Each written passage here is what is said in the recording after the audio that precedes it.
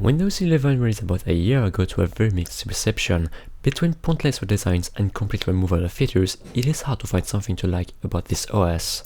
On a technical side though, it is an actual upgrade, with the most notable one being the higher work tone for direct storage amongst other things. But are those changes enough to make Windows 11 run better? Looking at systems usage, idle, the memory and CPU usage are about the same.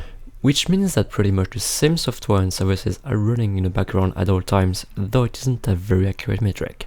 General use does feel a bit smoother and quicker than Windows 10, but I haven't actually timed anything and I'm pretty sure it's just due to animations being smoother in general. So the desktop experience being about the same performance-wise and absolutely horrible design-wise and productivity wise, I quickly tested some games.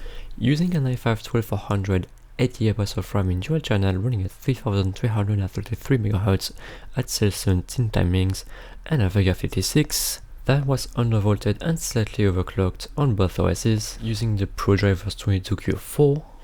GTA 5 ran at about 158 FPS average on Windows 10 and 161 on Windows 11 with 1% lows of 93 on both OSs. The performance is pretty much the same and within margin of error. As a quick side note, I just want to add that Windows 11 does not fix the driver issues I have with my graphics card, and it absolutely still crashes and freezes all the time using the regular drivers. Moving on to Rocket League, the averages were 307 and 299, while the 1% were 152 and 143, which isn't a big difference, and only the 1% loss could be considered outside of margin of error. Rainbow Six Siege gave me some pretty odd results.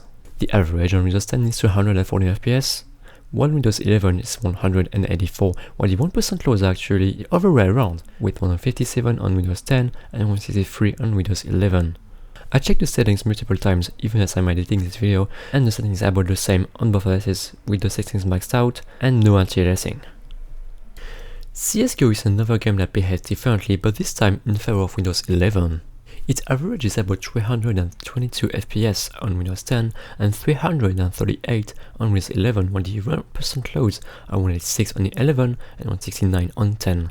I also wanted to test another thing that people often do with OSs, which is debloating. Debloating is meant to get rid of useless services and software that you probably don't use. The one thing people are not often aware of is that it can often really break your OS, and so I wouldn't really recommend it. But in this case, it was a temporary installation, so I decided to really destroy everything and go as far as I can. Using WinUtils to do it, I checked every setting, and the end result is really not worth it. GTA 5, with some settings obviously, performed the exact same, and there isn't much more to talk about. CSGO being a game running a pretty old engine and running at pretty high frame rate, I don't think this benchmark is very reliable, and I would say it performs pretty much the same, within margin of error. Now what prompted me to make this video was Tiny11. It released recently and a smaller Windows 11 with a lot of things removed, and I mean a lot. After installing the OS, one of the first issues I had was there was no browser. Getting Steam and other launchers without one, while possible, is much slower and really annoying. After installing Chrome through PowerShell, I started my tracking and the results are more or less as expected. Starting with GTA 5 once again, the results are just the same as usual. Nothing changes. It is the exact same thing with Rocket League, which runs exactly the same as Windows 11, and then finally, after CSGO, which is sort of interesting. While the averages are pretty much the same, the 1% lows are actually what's interesting. It is the only game that runs 50 FPS above the 1% from Windows 11. Now the frame rate does vary a lot in this game, especially since it's so high, but I think it's still worth noting that there is a difference here. Now I still would not recommend Tiny11. It is a very broken version of Windows, with many features missing that will break both desktop and gaming, on top of Windows 11 being a pretty bad OS on its own. Speaking of which, here are a few things that really bothered me with Windows 11. Files and folders have a lot of space in between them. This is minor, and I could probably get past it, but this is a bad design choice we see everywhere. Important options in the right-click menu have been removed or replaced by vague icons. The extra settings present in the other OSs cannot be removed anymore and take a significant amount of space for no reason on top of being utterly useless.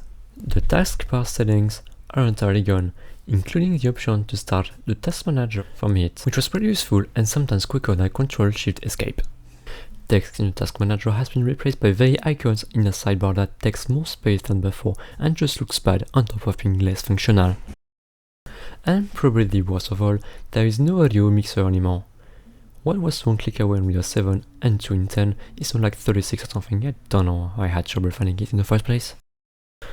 So, overall, should you switch to Windows 11? Well, it's personal preference. Personally, I'm sticking with Windows 10 until I fix those issues, or maybe I'll finally switch to Linux. Proton is getting pretty good. Also, should you debloat your OS or use Tiny11? No, it's not worth it, and placebo at best. If you want a lightweight OS, use Linux.